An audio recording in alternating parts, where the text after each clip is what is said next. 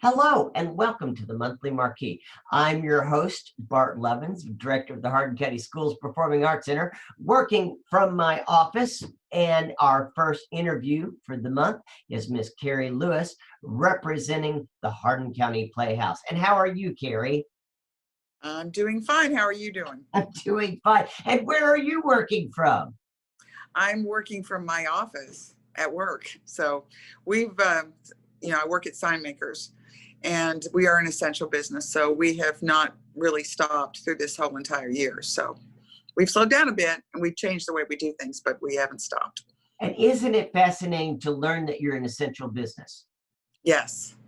Yes. It's really, when they talk about the vaccine coming out and who the essential workers are, and they go, well, it's going to be nursing homes, it's going to be doctors, and then educators, and it's like, oh, okay, it makes sense, but you just don't attribute that essential life need to your job until it's right. stressful. Until it's your job. Yeah, exactly. So people have needed all kinds of signs to navigate through all the different changes that's been ongoing. So we've stayed very busy, trying to keep up with all the changing rules and regulations. And the only thing that we've seen, in light of that, is a shortage of materials and supplies and shipments delayed and stuff like that. And I'm sure a lot of folks are dealing with that. So, well, speaking of adapting to changes and waiting on things, we're kind of in a holding pattern for the performing arts in the area. Right. Yeah. And we have talked about it. And of course, you can't really plan at this point, even though we should be planning at this point.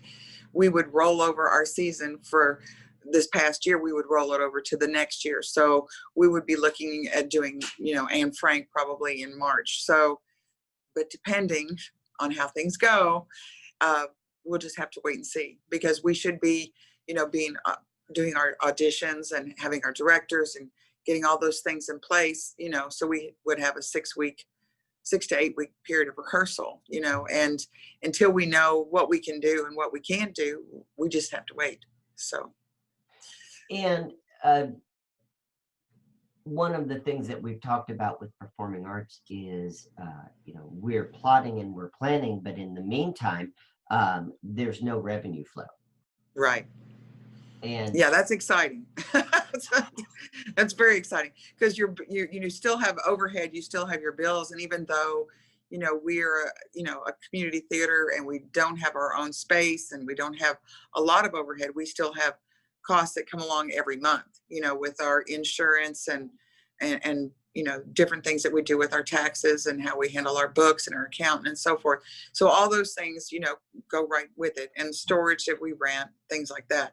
But we have been very much blessed with some folks who have donated through Facebook, who have, designated us as their nonprofit on their Kroger account, as well as Amazon Smiles and stuff like that. So we have gotten some revenue in, through the past few months, and I really appreciate it. Even though it's not been anything huge, every little bit helps on those things. And I know a lot of people are struggling just, in their families. A lot of people have, been laid off or lost their jobs and waiting on unemployment, and their bills keep going too. So it's just a tough time for everybody, and someday somebody will write a play about it. I feel sure.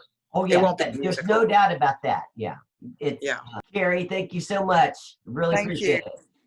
My next guest on the Monthly Marquee is our Pat Kid Spotlight, Miss Holly Haas from Central Hardin High School. Holly, thank you for your time today. I really appreciate it. Thank you for having me. So first, tell us what you're doing at the Performing Arts Center as we speak right now. Right now, I'm getting ready for the Nutcracker, which I'm very excited about with the given circumstances with COVID. I was very excited we were able to do that this year. Yeah, it's all very interesting on my end as well. What kind of things are you having to do for your dance classes because of COVID? Well, recently she just made it to where we're only doing advanced ballet. But before that, we were all wearing masks. We stayed socially distanced in class. A lot of the times you do different groups at a time. She would clean the floors every time after class. It adds a lot of time onto the day. That is for sure. Yes, it does. Yeah. And what do you do? And we know that you dance. What are you going to be dancing in the Nutcracker? What roles? I will be dancing as a prologue fairy, Spanish, and I'm going to be a waltz flower. And how many years have you done Nutcracker now? This is going to be my 4th year. And what was your first role in Nutcracker? Oh gosh. It was an You ice maid and a toy soldier. I was going to say, you didn't know there was going to be a test. Sorry. Yeah, it's okay. So what have you learned from doing Nutcracker over the last 4 years? I've just learned that I really love to perform. Yeah. It's just my absolute passion. I've learned how all the stage stuff works, which is really cool. You said dance is your passion. What do you mean by that? Why? Why dance? It's just a way to escape from all your stress. Oh. And it's just something I love doing no matter what. Like, I never get tired of it. Even if I have a bad day at dance, I'll come home and be like, I'm still grateful I get to do it. I'm that way with singing. If I've had a bad day and I can find a song that I can just sink all of my emotions into for that moment, it really helps clear my mind and clear the stress away for that day. Yeah, I totally agree with you. And you mentioned on your interview form that you're hoping to continue dance after you graduate. How would you like to do that? Well, unfortunately, I don't think I'm going to major in dance, but I would love to minor in it or get a certificate. And I'd love to do that either in University of South Florida or Indiana University. And with my physical therapy track, as I also mentioned, I feel like my dance background would help a lot with that. And I'd love to work for a ballet company one day. I noticed that, and I know personally a lot of professional dancers who I've worked with in the past that have gone on to get their physical therapy license and do that. What made the connection for you between dance and physical therapy? Well, I wanted to go into the medical field, and surgery, blood and stuff, that's not my thing. But I just thought, the movement, like how you're able to just move and figure that out. Because there's a lot of times where I've been feeling sore, and dance would help me. And I've learned that there's new things where people will actually incorporate dance or just some really light ballet exercises into physical therapy. Really? Oh, that is fascinating. Yeah. Yeah. And where do you want to study for physical therapy? You said where? I'm sorry. Where? Yeah, I'm sorry. Yeah, what college are you looking at? I'm starting off at community college, but I would like to transfer to Indiana University or the University of South Florida. Gotcha. And community college is a great resource to us right now with everyone, get those necessary English and math and all of that stuff out of the way. Exactly. And you said you've been dancing with Sugar for about 4 years now? Mm-hmm. And did you dance before then or just jumped into it at that point? I did. So I danced at Center Stage when I was about 9. And I think that was 2 years. And unfortunately, I moved to a small city that didn't have dance. So I took a long break, but they had a theater program there. So I was part of that. And then I came back and I was able to join the studio. And it's just been an amazing experience. And Center Stage does a lot of great work too. We work with them every year as well, and they're wonderful as well. It's I don't think until people move away do they realize what they had. And with 3 dance schools in our area, along with Allegro and the Performing Arts Center, we do have a lot to offer, and that's been really special and really missed by a lot of people during everything going on with the pandemic right now. Mm-hmm. What is important to you about the Performing Arts Center? Having had these different cities that you lived in, what have you noticed that's made the Performing Arts Center unique to your other experiences? I'm just lucky that it's not something everybody is fortunate to have this huge studio.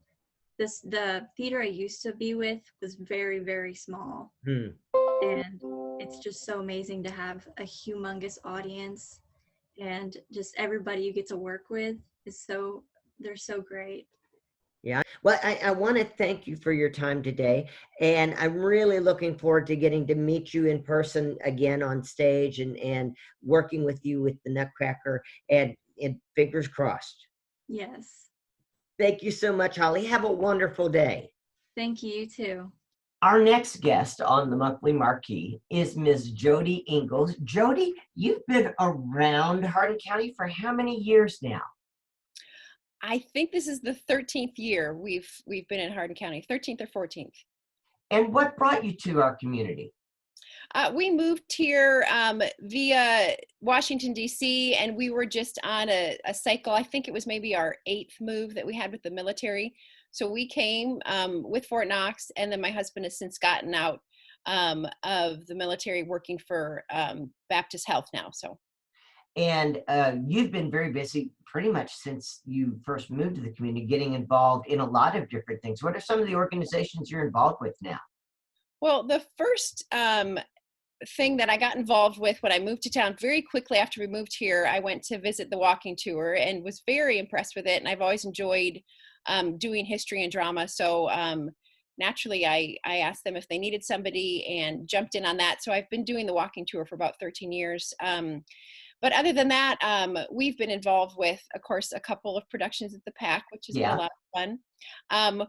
We're involved in a lot of, we're involved in church here in town. We're involved in a lot of different school and education options that are going on in the community. And having 5 kids, of course, that has plugged us in to a lot of different, our one daughter played volleyball at John Hardin. Another son does archery. So just a lot of community family events that have allowed us to connect with a lot of different people. It's been fun. And what do you do with the walking tour? I first started out doing just being a sub for Sarah Bush Johnston Lincoln. And then they had their regular actor who did Jenny Lind had to leave. And so I started doing Jenny Lind probably about 11 years ago, because I remember we were expecting our twins, and they're now well, actually they're 12. Good grief, can't keep track. So it's been 12 years, dozen years. Oh my gosh. Oh my gosh. Yeah. So that's what I do. That's what I currently still do, is Jenny Lind. Well, and one of the reasons that we're having you on now is because I had invited you. I heard that you had your Christmas album, and so I had invited you to be part of our Nutcracker intermission. But with us moving to a different format for that performance, I wanted to help you promote your Christmas CD in this venue instead of our personal venue. So how did this Christmas CD come about? Well, through involvement with the walking tour, I was at one point invited to come and be a special speaker for a Women in History Day. I had done Jenny Lind, I had done Sarah Bush, and I had done another character that's well known in Southern Baptist circles, Lottie Moon. And so I thought, well, I'll just come up with a program where I'm all of these women, and I added a Civil War nurse. And so anyway, it went great. I had an hour program with these 4 different women. And then from there, I added a World War II show. I've recently added a show on, it hasn't even debuted. It got interrupted by the coronavirus. Her mind is a blank right now. Laura Clay, very famous, and of course, this being the centennial of the women's right to vote, 19th Amendment. That was a great show to research last year and write. And then in the middle of all that, this opportunity came up I was thinking of writing a Christmas World War II show, and an opportunity came up. Someone approached me with the idea of recording the music from that show, which I was just compiling at that point. So it ended up being a great project to do during this year when all the live gigs were just wiped off the calendar. Well, and you even hear about it with like Dolly Parton and other country, everybody's like, well, I went down to the basement and I started recording stuff. I mean, that's just what you can get done. Right. And we had the idea back in January, little knowing it would be such a great year for it. And such a great year to have a concrete something to share with the hope of Christmas. Because, I mean, what a year for needing a reminder of that. It's been crazy. And I know that your performing is deeply connected with your faith as well. And I think that shows in your Christmas album as well. Yes, definitely. One of my favorite things to do is to look for stories in the past that have not only something that we can learn from. Of course, you can learn from so many different things in the past, but also something that brings hope. And so I love this story of how Christmas, in the smack in the middle of the darkness and tragedy of World War II, how it brought hope and so many things. It of course, the CD doesn't touch on the history, but it does bring to life those songs that were just so beautiful, the songs that we've grown up singing, and to remember when those songs originally came out, how much they meant to people. It's a lot of fun. And one of your daughters sings with you on the album. She does. She was only around for one day that I was recording, so she came and did the backup singing for White Christmas. So that was such a treat. That we never sung together. Maybe a couple times in public, but definitely not recording. And so that was really fun to do that. The best thing would be just to visit our website. You can connect to Encore History on Facebook and Instagram, but if you go directly to www.encorehistory.com, that'll give you a page all about the album, ordering information, buying or downloading or streaming the CD, and then upcoming events and contact information. Everything's right there. Perfect. And for all of you out there, have yourself a merry little Christmas. We'll see you in January. My next guest on the monthly Marquee is Miss Carmen Caldera Brotzka, representing the Elizabethtown Performing Arts Center. Good day, dear. How are you? I'm pretty good. How are you? I'm getting through. These are very strange times right now. Just when I think I understand what's going on, I find that someone else has a different plan in mind. Yes. And so you jump to get on the new bandwagon.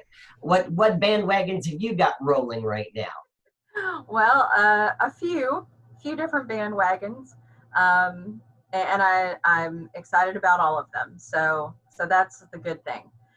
Each winter, fall, Morningside Elementary School has a drama club that puts on a show that is somehow Christmas, holiday, winter themed. And so we are going forth with that this year. It's going to be all online. Mm-hmm. So we have had to do some quick rewrites because we thought that we knew a lot would be virtual and that it would have to be taped and all of that. But we also thought that we would still have students in person to do some of the filming. Gotcha. So some lines about, when you look around the school or just look at him or those kind of things have had to be rewritten to make sense in a 100% virtual show. So we've been rehearsing online with students for that. This year it's just 5th grade. Normally their drama club is 3rd through 5th, but that would have gotten a little intense because we usually have about 100 students involved. That's a lot of Zoom windows. That would be a whole lot of Zoom windows. So it is just 5th grade and just 5th graders that chose to do it. So we're looking more at 20-ish students involved in one way or another. Some are recording and sending in their parts of the show, and then the others we're filming while online with them. But it's going to be funny, as usual. It was written by Laura Beth Hayes' dad, as always, Mr. Tim Dennis. And so it is very, very funny. And we're still kind of, things are fluid as always. So we have not been able to have a date set yet. Okay. Exactly when that's going to be released. But that information, of course, will be on our Facebook page as to where you can view it and when and all of that when we get closer. Cool. And I know that's not the only thing you've got going on. You're working on technical theater kits. Yes. We did a Donors Choose to get support for us to be able to make technical theater kits to send home to students. And then we will be doing different exercises and classes online, designing costumes, designing sets, lighting. Special thanks to Erin for giving us some gel samples that we can send home so the kids can try different lighting colors on the sets they design and on the costuming, and see how, you know, the gel affects the different fabrics and such. So it's going to be a lot of fun, and we're getting those ready to be able to send those home to students in a contactless pickup kind of way. As is everything. Yes. And you and I were talking before we started recording, and I had a conversation with Carrie Lewis a few moments ago to this degree as well. We talk about the essential needs of our students, essential needs of our communities, and above all else is health, safety, and nutrition, making sure that people are have a place to lay their head at night, and to make sure that they are fed, and to make sure that they are well cared for. But part of being well cared for, it has to do with mental health as well as physical health.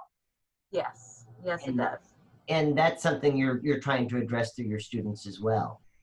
Yes, particularly our high school students, because they are missing out on a lot of things that, you know, once high school's over, it's over. You know, college is a whole completely different world.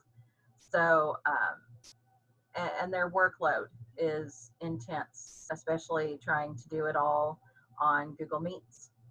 And so I started a trivia night with my high school students, theater trivia, and I thought it might last about an hour. We ended up over 2 hours because they didn't want to quit. They were having fun together, and it was beautiful to see them smiling and laughing, and you know, doing the usual jabs that they do with each other when they're here for rehearsals. And so that was a beautiful thing to see. And so I decided to carry that into weekly lunch check-ins. So every Wednesday, I just have an open Google Meet. They have the time. It's always the same time, and they just go to our Google Classroom and join if they want to. They can have lunch before, after, or with us, whatever works for them. It's not mandatory. And sometimes I just sit back and let them just enjoy each other's company. Yeah. And then sometimes they actually have some questions for me.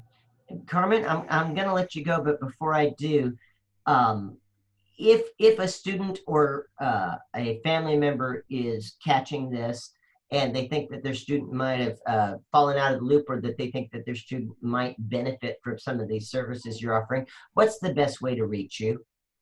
Probably either through our Facebook page, because you can message from there and that will get to me, or my email, which is incredibly long. But you could also call the TK Stone School and ask for me.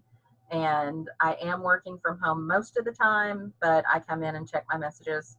But I would say Facebook Messenger is probably the best way through the. And how do they find you on Facebook? Elizabethtown Performing Arts Center.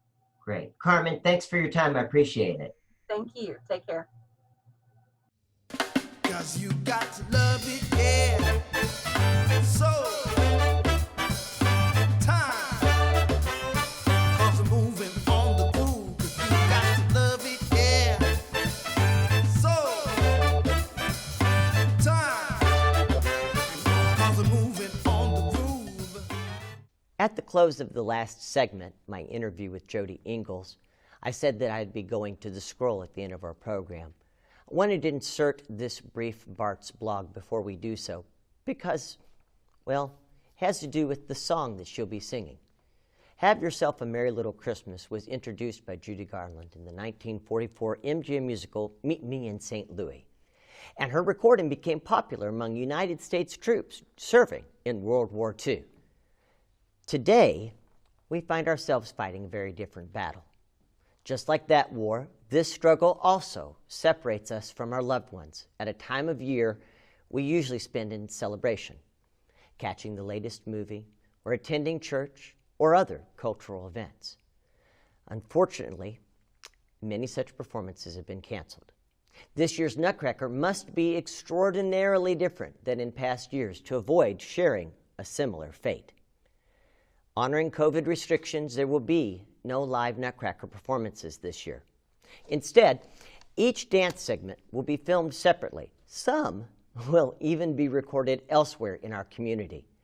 We'll then cobble together all this footage into a unique film that you can watch on demand with your family in the safety and comfort of your own homes.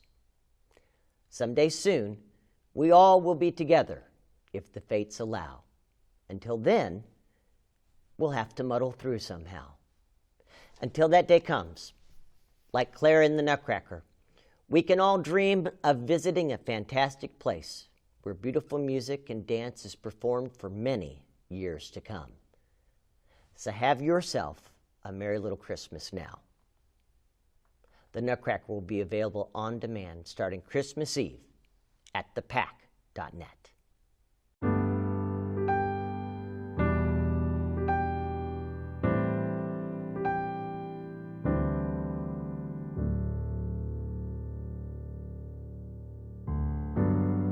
Have yourself a merry little Christmas. Let your heart be light. Next year all our troubles will be out of sight.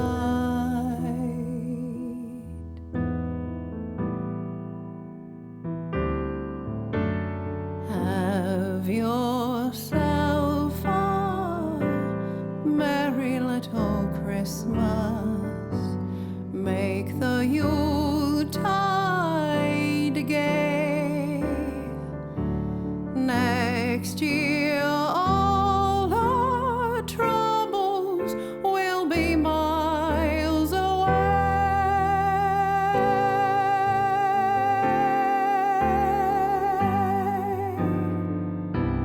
Once again, as in olden days, happy golden days of yore. Faithful friends who are dear to us will be near to us once more. Someday soon we all will be together if the fate